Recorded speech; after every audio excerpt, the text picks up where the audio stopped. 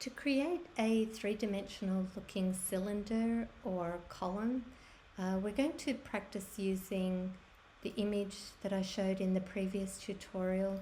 So I'm going to go File, Place Embedded, find the blue columns which are actually available on Views, accept the image and reduce the opacity. So we're just going to lock that layer into position.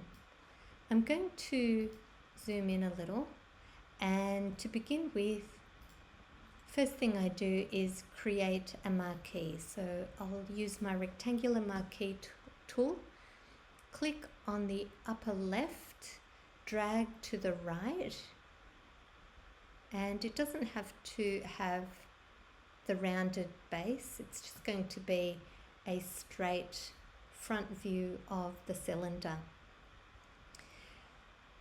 I've got my marquee. The first thing I want to do is choose a gradient. So the gradients are located where your bucket tool is. So hold down your left mouse button, gradient tool, and you'll notice that up here you've got a couple of options for your gradient.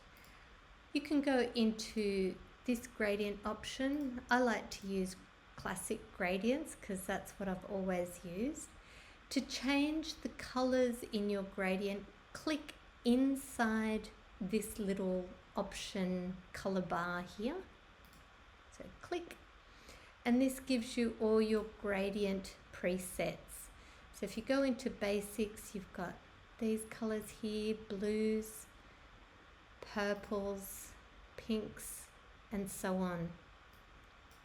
So I'm going to choose a gradient that has maybe 1, 2, 3, 4, 5, 6 values, or one of these looks good. Those have a lot of values.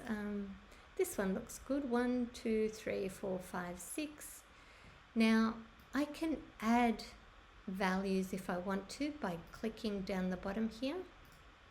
And you notice that the color that has been brought into the gradient bar is the foreground color in my tool palette.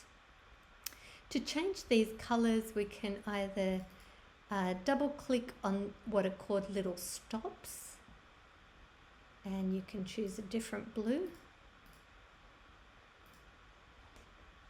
Or you can choose down here in the color picker the blue that you like, or purple. In my case, what I'm going to do is sample from my photo image. So what I'll do is I'll click the first stop and sample from my image. Second stop, sample somewhere else.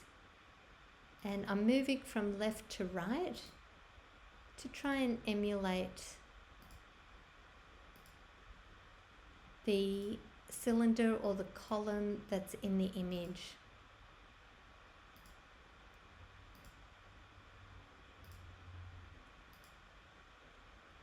So the colors here in this gradient are very similar to the ones in the image here. Let's see how we go. I'll say, okay, that looks good. And what I need to do now is click on the left side of my column, drag that little line out to the right. However, don't drag it too far. Hold Shift, release the mouse, and release the Shift key.